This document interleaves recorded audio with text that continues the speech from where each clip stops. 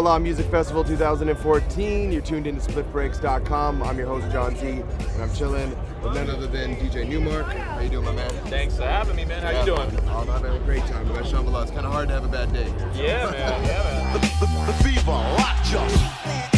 Go berserk, go berserk, go berserk. Shake their ass, go berserk. Go berserk, go berserk. And you don't stop. You know, being the well-traveled musician that you are, I'm curious, do you notice any differences between the festival cultures in different countries and continents that you travel to? Like, what stands out about Shambhala, if so? Shambhala is the most hippie out of all of them, I'd have to say. It's a relatively independent festival, which is unheard of, you know, with people getting so many sponsors in. So that's There's really no corporate involvement here. Yeah, the corporate involvement is null and void, which is dope. You know, you got to respect that. But like Europe is you know, massive. You know, when you go to their festivals like Glastonbury, it's just massive, people sliding around in mud and just 14 stages, and you know, the whole thing's the size of a city. You know, the U.S. is just trying to catch up to festival culture and period. Right. You know, they have, you know, their Coachellas and Bonnaroos and stuff like that, but they're still catching up to the feeling of the festival. Right. You know, with music festivals attracting such mainstream attention, in your opinion, are raves and festivals like this still a part of counterculture, or is it kind of becoming something that we can hang a flashy billboard at now? Well, you know, there's definitely a lot of corporate attachment to this. So, you know, there's the billboard, as you put it, attachment to it is there. You know, counterculture? No, I wouldn't say it's counterculture. I think it's right in line to what's happening right now. You know, it's a very selfish era. Hence the selfies and things like that. Yeah, right. People taking pictures of themselves at the festivals and dressing up to get noticed, or not wearing any clothes to get noticed. Right. You know, I don't know. Yeah, that's my 2 cents. No, that's good. I'm not really a curmudgeon. I know I sound like an asshole, but No, everybody has their opinion about this thing. It's good to know you're seasoned in this culture, you know, this type of stuff. So, speaking of that, like being the OG that you are, what are your opinions towards using software and laptops on stage as opposed to, you know, the traditional methods of using actual records? You know, the playing producer as opposed to the traditional DJ.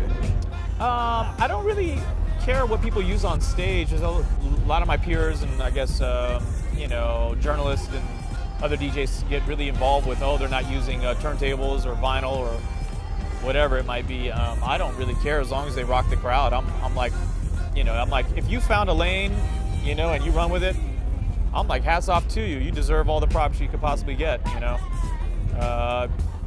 You know, that's like me faulting Grandmaster Flash for coming up with the queuing system instead of playing electric guitar. Right. You know, it's like, nah, you found a hole, you ran right through it. More power to you. You're doing something creative. That's how I look at it. Yeah, for sure. Don't say nothing, it won't be nothing. I'm dumping them all. It's If bumping you ain't up, got baby. nothing, don't say nothing, it won't say be nothing, nothing. boy. I'm dumping them all. If you can't do nothing, Can't do don't nothing. say nothing, it won't be nothing. I'm dumping them all. And if you What inspired you to become the DJ that you are and choose this path and this career path for you? Was there like an instrumental moment where you're like, yes, this is what I want to do with the rest of my life? Yeah, I mean, I was playing drums at the age of 7, really lightly. Like, I was interested, but wasn't, you know, taking lessons or anything. But then around 11, 12 years old, I took it very seriously and was playing in the school jazz band. And my best friend was a bass player, and his uncle was a DJ. They used to bring records back home from New York, and we used to break to those records. He used to make mixtapes for us. But once I saw him DJ, I was like, oh, that's it, man. It's over. Like, Yeah. this is like really captured my mind, and it just dug deep into my soul. Like, you know, it's just one of those things, like just the whole idea of playing records and queuing and the endless possibilities with it, and me knowing that I'll never master it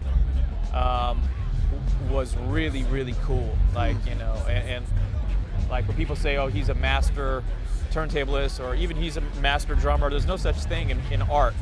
There's just no such thing as a master. It's endless. It's an endless major, always learning. So anybody that says that he's a master or I'm a master, they're all full of shit. You're gonna be learning to the day you die. And I really saw that with being a DJ, because there's so many records. You'll never own every record. On top of you'll never be a master. So it just was like, it's just beautiful. endless. It's beautiful. Yeah. I love that. Do you remember the very first record that you copped and how old you were?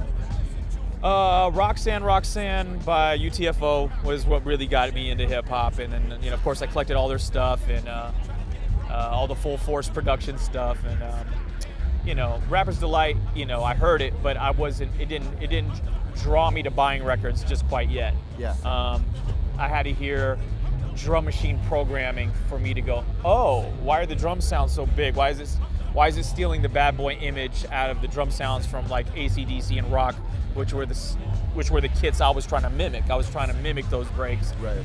And then once I heard like the 808, I was like, yo, what's like, this is like nasty. This is crazy. Like, I thought they were real drums. I didn't get the whole synthesized drum thing. And so it just intrigued me at the age of 13 in so many ways. Like, I had to come in.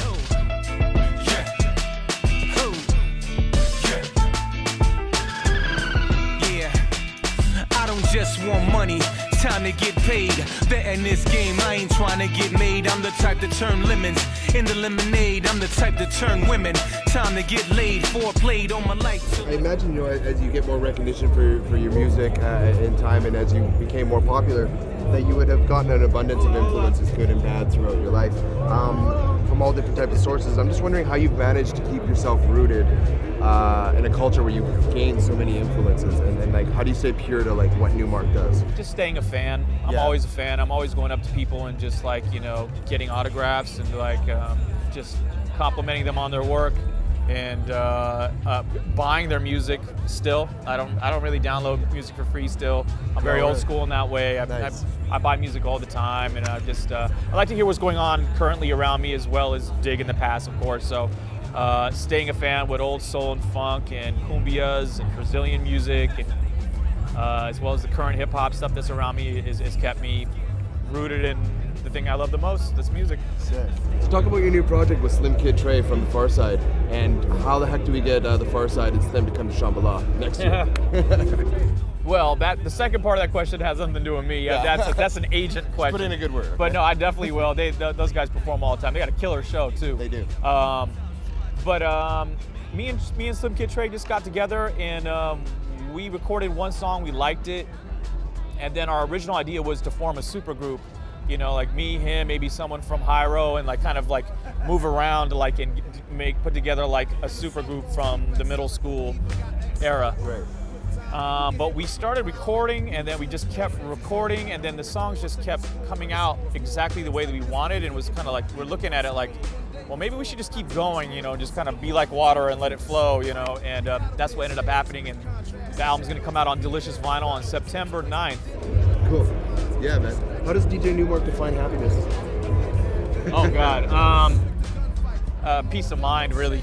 Just like knowing things are taken care of, peace of mind. Like knowing that I'm doing good by people, and I'm giving as much as I can, and I'm getting what I'm worth as well on the other side, because the scale can tip the other way, where you just work, and people, want to hire you for a bag of weed, and you're like, nah, it doesn't work like that, it's just, so like knowing your value and then giving back to the community as much as you can, and just recycling that artistic energy, really, that's what makes me happy. Various theorists claim it's the age of Aquarius. Now hear this era might be the scariest. We near this brink of being extinct, and yet still pushing on, so precarious. The mystery God, you probably watching people like reality TV. It's so hilarious. So much drama, and the folks claiming more high ground, get found, living foul in the Lastly, the name of my blog is spliffbreaks.com. I'm just curious, how does DJ Newmark enjoy Spliff Breaks? How do I enjoy a spliff break? Yeah.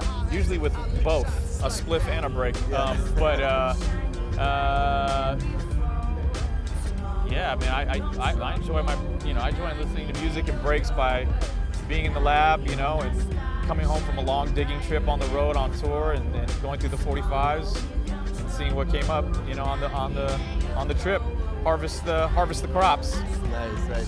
Thank you so much for your time today. Thank for having me, man. Great set tonight, man. Thank you. Appreciate really that. Excited to see you. So all right. This is DJ Newmark, John Z. This is Spliff Breaks. Check it out. A star shining brighter than before. Tomorrow here comes trouble knocking at your door. Yes, y'all. J Loud, Uncle Who knew?